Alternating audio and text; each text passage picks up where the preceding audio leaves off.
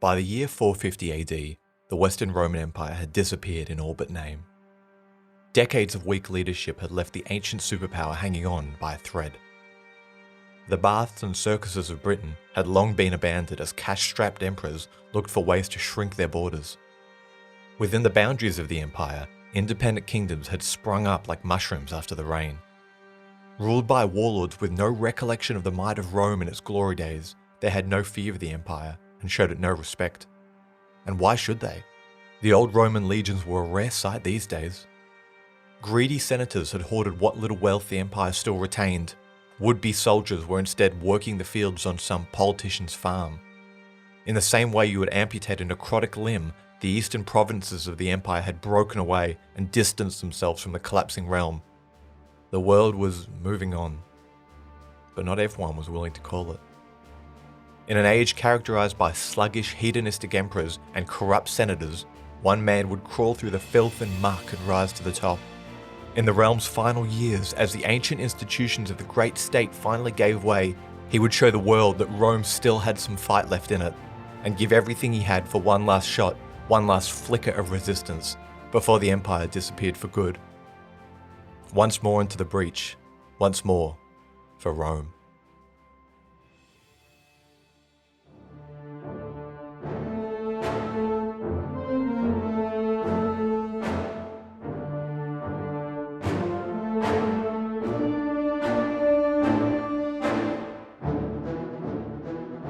Salve, fellow citizens. You've just tuned into Anthology of Heroes, the podcast sharing stories of heroism and defiance from across the ages. Anthology of Heroes is part of the Evergreen Podcast Network. Today's episode is a special episode, the second in our Last of the Roman mini-series. Each of these episodes focuses on the life of someone who has a claim to being called the last Roman. So what does it mean to be the last Roman? The last emperor maybe? But the emperor of what? The Western Roman Empire, the Eastern Roman Empire, the Holy Roman Empire? Perhaps you'd say it was the last emperor who promoted Latin as a main language, or the last emperor to exhibit Roman values, or the last person to worship the old gods. Already, that's a lot of people, isn't it? So this series follows a different person in each one of these episodes. They're all very exciting stories, well within the scope of an Anthology of Heroes episode, except instead of centering the story around a country, it's around the Roman Empire. Our last one in this series was way back in Season 3, I think, following the reign of Emperor Aurelian, a guy who set the empire back on track after a long string of disasters in the 3rd century. Each episode is completely independent, so no need to go back and listen to that one first, you can just jump right in. So, forward, let's get going. The story of Majorian, Rome's last hope. Our story today begins in the year 410 AD, in Ravenna, capital of the Western Roman Empire. That one sentence alone might give you a clue that things were not really going that well for the Roman Empire. Because you're thinking, hey, wasn't the capital of the Roman Empire, I don't know, Rome? Well, raids in North Africa had gotten so bad in southern Italy that Rome itself was now too hard to protect. The empire had relocated its capital to the little city of Ravenna, located in northern Italy near Venice. Ravenna was chosen for its swampy surroundings, which meant it was much harder to assault in large numbers. The move made sense, but if an empire couldn't even defend the city where it was founded, it was a sure sign that things were not going well.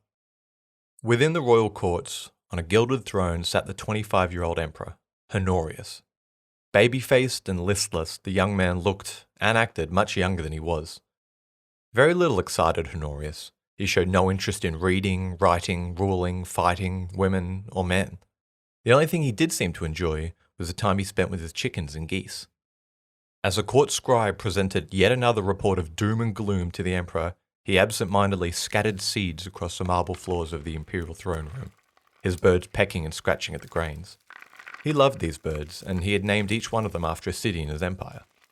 Suddenly the doors flung open, and a messenger paced quickly towards the emperor. He brought with him grave news.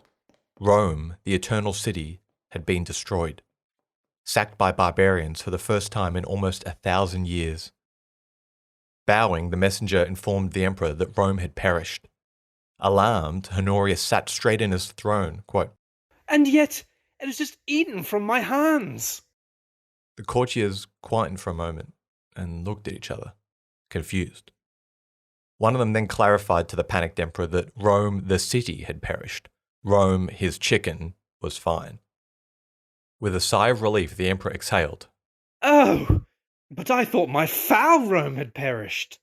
This story comes to us from a scholar who wrote about 100 years after the event, so who knows if it actually went down like this. But this kind of lethargy and general disinterest with the empire was characteristic of both Emperor Honorius and his brother, Emperor Arcadius. The father of these two men had divided the Roman Empire in halves. Each of his dullard children received one half. Honorius ruled the west and Arcadius ruled the east. The split was probably not intended to be permanent, but these men were so meek and easily manipulated that their courtiers just began to rule through them. You couldn't simply kill these dropkicks because of their blood. Legitimacy was important. So instead they became symbolic rulers. While the real power, the real decision-making came from 2 or 3 courtiers who ruled from the shadows. In the past centuries, emperors built reputation and prestige by campaigning with the army. Like modern-day politicians traveling to swing states, the emperors needed to get their faces seen by people. Ideally, they needed to take the legions into battle. That last part was important because if you're a foot soldier and there's a civil war, who are you likely to throw your support behind? The emperor who was right there on the Rhine border with you 10 years ago? Or some faceless senator you've never heard of? That's how it used to be, but from the late 4th century onwards, starting with Honorius and Arcadius, emperors effectively sat in their palaces and rarely, if ever, saw the front lines. So who was leading the army then? Well, a lot of the time it was a kind of local strongman, a warlord that was either partially or full-blooded barbarian. The prestige and fame that once went to the emperor now went to this guy. Eventually, he would rise to the top, and if he played his cards right, he'd end up in the emperor's inner circle. Once he was at the capital, he would persuade, bully, or threaten the powerless emperor into doing his bidding. In Japanese history, this role, this kind of supreme military advisor, was called a shogun. But in the constitution of the Roman Empire, the closest thing to it is magister militum, which was Latin for something like master of soldiers. A term I'll use going forward, that word again, magister militum. Once these men were at the top, though, their job had only just begun. Over the centuries, there were a stack of barbarian tribes that had not been assimilated into the Roman way of life. 200 or so years ago, when these tribes crossed into Roman lands, they would have been disarmed and split into smaller groups. Without their old tribal hierarchy and command structure, in a generation or two, they would have taken to the Roman way of life. They would have spoke Latin, dressed, lived, and served in the legions as Romans. But the reason Rome could force groups to split like this because the empire was strong. Now it was weak. Over the last 100 or so years, many tribal chieftains had pried open the golden gates of the empire and picked out a nice green patch of land to settle down on. They spoke their own language, they lived their own way, and sure, they'd serve in the legions, but it's going to cost you. So now the Roman Empire was just teeming with these kingdoms. The army had now become a mix of different ethnicities who spoke different languages and had varying levels of loyalty and respect for the imperial throne. Can you even imagine how difficult it would be to command a rabble like this? Even if you get them to the battlefield, there was no guarantee they would stick around, follow orders, and if the enemy offered them a good deal to switch sides, then see you later. So when an emperor needed to go to war to face a serious external threat like, Attila the Hun, all of these little kingdoms had their hands out, or their ears open, I should say, ready to hear the Magister Militum's offer. And magic still occasionally happened. In the year 451, the Magister Militum, a man named Aetius, or Aetius, defeated the greatest threat the empire had ever faced, Attila the Hun, the so-called Scourge of God. So the empire could still theoretically call upon a large number of men, but getting them to show up was now much, much more complicated than it had been 200 or so years earlier. Take the example with Attila the Hun.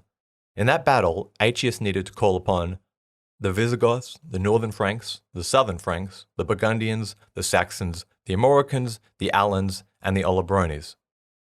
All of them, big or small, had to be placated, and you can bet your ass a lot of them didn't like each other, or the emperor.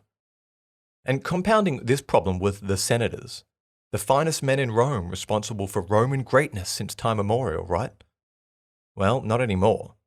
It had been hundreds of years since senators had any real hand in governing. By the mid-5th century, they were nothing but a gaggle of wealthy men who only cared for their personal interests. But because they were so wealthy, they were powerful, so they too needed to be kept happy. They rejected any reforms that threatened their interests, even reforms that would so clearly strengthen the empire. And they were especially touchy about their farming estates. Enormous acres of the most fertile countryside that they'd inherited from their father, who'd inherited from his, and so on. All these fields needed to be worked by strong, healthy, and preferably Italian men. Men who otherwise would have found work in the army. I was trying to think of an analogy for these 5th century senators, but I found this perfect one in Penny McGeorge's fantastic book, Late Roman Warlords. Quote, "The image that comes to mind is of a once great family, its mansion shabby and leaking, the family silverware long gone, the bills unpaid, the few servants incompetent, the bailiffs circling, yet still arrogant and proud, giving formal dinners as the roof falls in." End quote. Finally, the cherry on top of this ungovernable pie was the Eastern Roman Emperor. While the West was withering, the East had cut itself off from its runt brother and thrived. The Eastern Emperor, ruling from his lavish palace in Constantinople, modern-day Istanbul, still insisted on giving his imperial tick of approval for anyone wanting to take on the mantle of emperor in the West. And if the new man didn't get this little verified blue tick, he could face any number of problems, from schemes to outright invasions. Becoming ruler of the Western Empire really was a poisoned chalice. It was a thankless role where you walked a tightrope above a gorge while juggling all the different interest groups you needed to keep happy. A single moment of weakness was all it took for that rope to be cut and for the emperor to go tumbling down.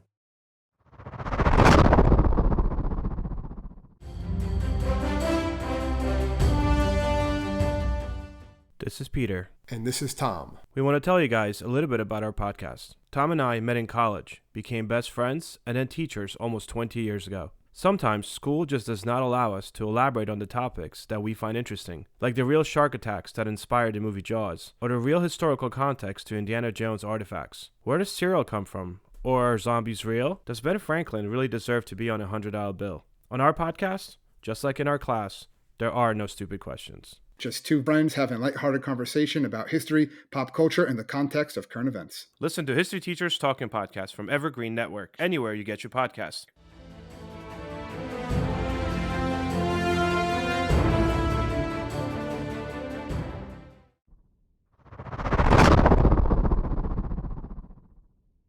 Before we go on, it's only fair to let you know that this period of Roman history is very murky. There's only a few primary sources, so there's a little more interpretation on my part for this story. As with all Anthology of Heroes episodes, if this subject interests you, I encourage you to do your own research. As a reminder, you can find the sources I used to construct my narrative on our website, anthologyofheroespodcast.com. On the 20th of June 451 AD, the combined Roman barbarian forces managed to do the impossible. Somewhere around the area of modern-day Champagne in northern France, the demonic hordes of Attila the Hun were turned back. It was not an overwhelming victory. The Scourge of God had escaped with tens of thousands of his men, but a victory was a victory. The biggest threat to the Western Empire had been quietened, temporarily. And it was all thanks to a man named Flavius Aetius, the Magister Militum of the Western Roman Empire. Remember, that's Supreme Commander or something like that. Aetius had managed to shape 8 different barbarian kingdoms into a cohesive fighting unit, and he should have been returning back to the capital in glory, but he wasn't. Because waiting for him was the sour-faced emperor he served, Valentinian III. Valentinian had enjoyed an unusually long reign for this point of time. Becoming emperor as a child, he had enjoyed over 25 years of sitting on the imperial throne. And when I say sitting, I say it on purpose because he wasn't doing much else. Like his uncle Honorius, you remember Honorius, the fellow with the chickens from earlier, well, like him, he was a spoilt, hedonistic palace emperor. As a young man, his mother ruled through him, and as an adult, his generals took over. With Aetius away defending his empire, a slimy creature had slithered his way into his court. His name was Petronius Maximus. Maximus was a wealthy senator, with a brain for scheming and a mouth for gossiping. Over time, he poisoned the emperor against Aetius. Subtly at first, he began to point out that decades ago, Aetius had supported another candidate for the throne. He told Valentinian that Aetius was scheming against him. When Aetius tried to marry his son to the emperor's daughter, the emperor made up his mind that his Magister Militum needed to die. So a few weeks later, as Aetius stood to attention, reading aloud a report of the empire's finances, Valentinian leapt up from his throne. The 30-year-old emperor bellowed at Aetius that all the faults of the empire were due to him, and that he refused to be a victim of his drunken depravities any longer. As the unarmed Magister Militum attempted to defend himself from these accusations, Valentinian drew a sword, and a palace eunuch snuck up from behind. Both men then stabbed to death the man responsible for one of Rome's last great victories. Make no mistake, Aetius was no choir boy. He probably did have a few schemes in the pipeline, but the man had been running the world's most complicated machine. By murdering him, Valentinian had yanked out the foundation pillar that his house of cards was built on. Later that day, as the emperor bragged about the murder, it's recorded that a court bishop told the emperor, quote, "You have cut off your right hand with your left," end quote. Fury erupted throughout the empire as soldiers learnt of the shameful death the Magister Militum had suffered. Remember, to the army, Aetius was the man, their man. Valentinian, despite being emperor, meant nothing to them. First, the men from Aetius's homeland rebelled against the emperor. Letters were probably shot back between different legion camps discussing what they should do, and if they should throw their support behind a regional commander. The two names that would have come up the most were Ricimer and Majorian. The two men, likely friends or at least colleagues, were the most experienced generals in the West. They were in their 30s, veterans of numerous campaigns. They were Aetius's best men. Hell, perhaps they'd even been there on the bloody day that Attila the Hun was defeated.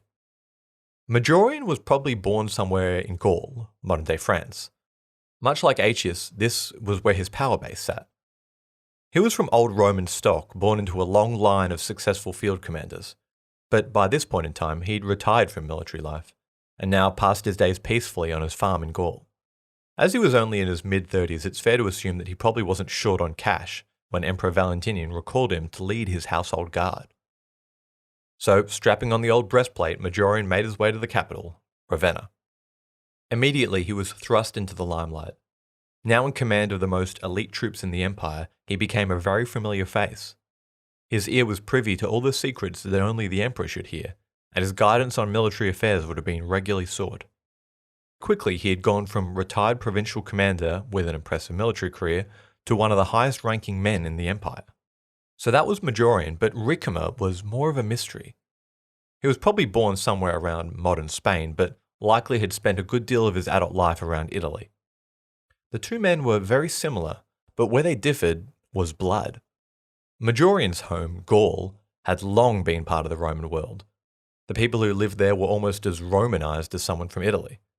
And Majorian, with his long line of ancestors, was pedigree stock, you could say. Ricimer was not.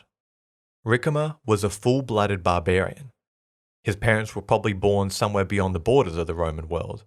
He had a bit of Visigoth in him, a bit of Suevi, a dash of something else, and topping it off, he was probably an Arian Christian. Arians held a differing view to mainstream Roman Catholicism. They believed that as Jesus was the Son of God, that meant there was a time that he did not exist. Therefore, Jesus Christ was not equal to God. If this doesn't sound important to you, go back 1300 years and say it in front of a Catholic priest. He'd faint, and once he'd come around, he'd have you burnt at the stake.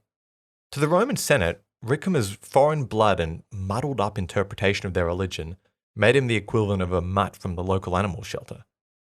Sure, men like him had their uses, particularly in battle, but at the end of the day, if you weren't Roman, you weren't much. In truth, Ricimer's origins are pretty interesting. He probably had a bit of royal barbarian blood. If you're a long-time listener, maybe you remember when we spoke about Alaric, the terrible and legendary Visigoth king who sacked Rome in 410 AD. Well, at least a few sources mention Ricimer being his great-nephew, or something like that. He may have also been related to Aetius, which would explain how someone of his social standing managed to climb the ranks so quickly. Perhaps because of the disadvantage he had coursing through his veins, he developed a reputation for total ruthlessness. Skilled in battle and terribly brave, to cross Ricimer was a death sentence, and God help anyone that got between him and whatever he desired. Majorian and Ricimer watched the all-too-familiar chain reaction that followed an assassination. The fragile veneer of unity Aetius had wrapped around the empire was shredded as province after province declared independence. It was a big middle finger to Valentinian. You kill our man, good luck, we're out. Petronius Maximus, the weaseling senator who convinced the emperor to murder Aetius, realized he was in big trouble. Valentinian was now almost universally despised. Rumors of assassination attempts spread through the capital. And you can guess what Maximus, loyal servant of the emperor, did, can't you? Well, pointing them right to him, of course. Less than a year after murdering Aetius, Emperor Valentinian was heading out to the country for an archery lesson. As he dismounted his horse and waited to be handed his bow, one of his guards clubbed him across the head.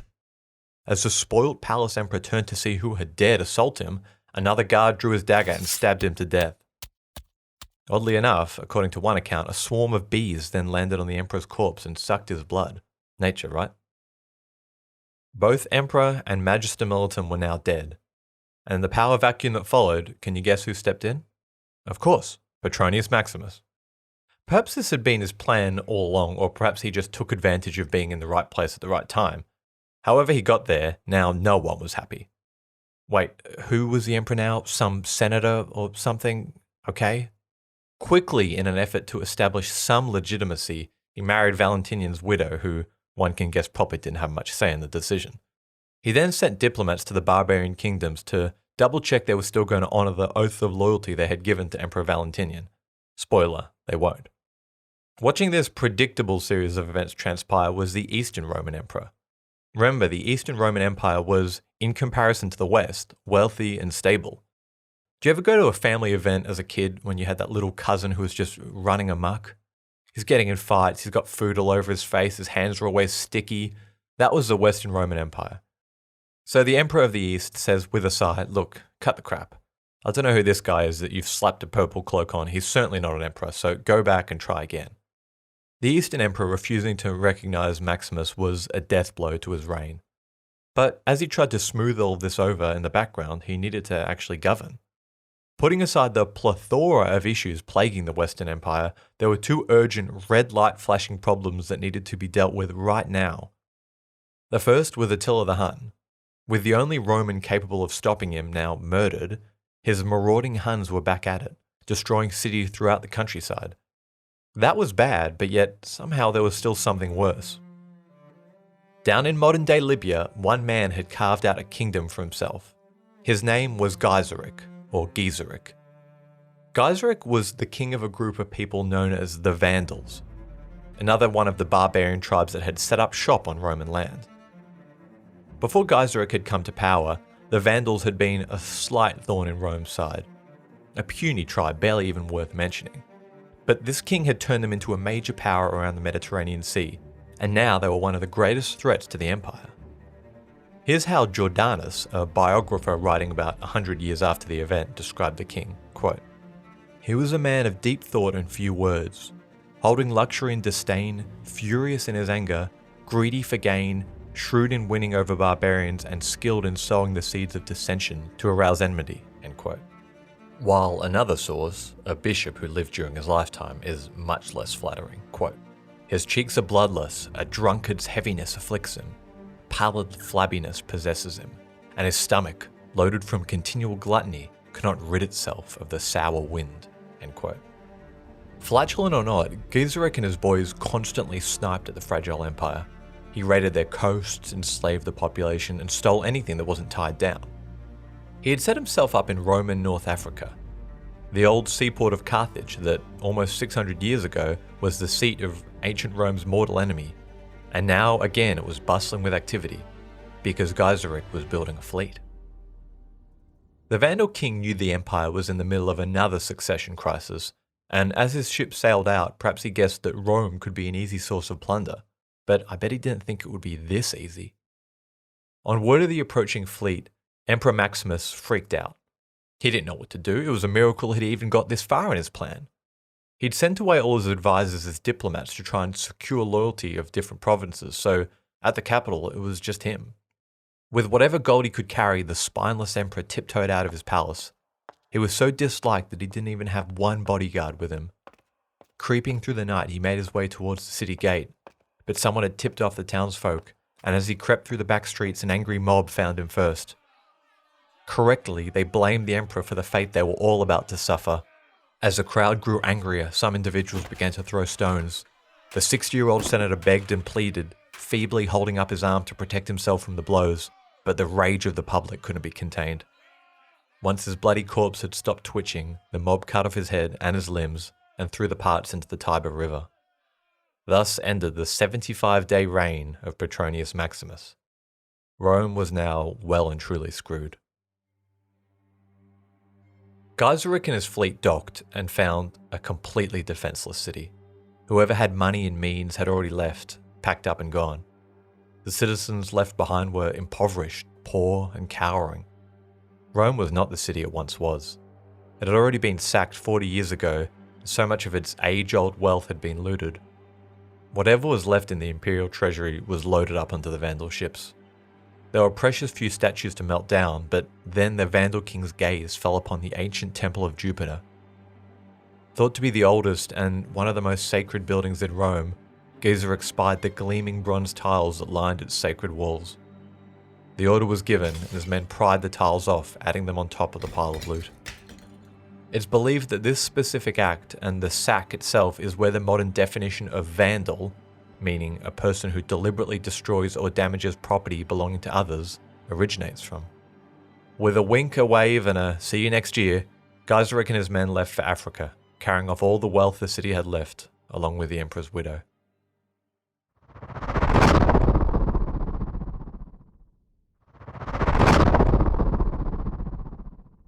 Apicius Avitus was a Roman statesman. Prior to the death of Emperor Maximus, he had been tasked with a diplomatic mission. He was to travel to the court of the Visigoths in southern France and ensure their loyalty was still holding true. Avitus, not to be confused with Aetius, who was now dead, had been chosen for this mission especially because he was born in Gaul. And truth be told, he'd made a lot of good progress. The Visigoth king seemed to be on board. But as the two men clinked a goblet to the continuing friendship between the nation, word reached them that Maximus was now dead. So what was he to do now? Well, the Visigothic king had an idea. They had agreed to remain loyal to a Roman emperor, and as there was currently no Roman emperor, would it not make sense for he, Avitus, to step into this role? And so, Avitus, marching at the head of a Visigothic army, began the journey back to Rome, the third emperor in a 6-month period. He arrived to a bleak, barren, and starving city. Gaiseric's sacking had left the Queen of Cities a shadow of its former self. Skinny dogs and beggars lined the streets, and his Visigothic army quickly ate through whatever meager rations the city had left. The new emperor knew a crisis when he saw one. What the empire needed most was breathing room. They had bounded from crisis to crisis, emperor to emperor, for what seemed like decades.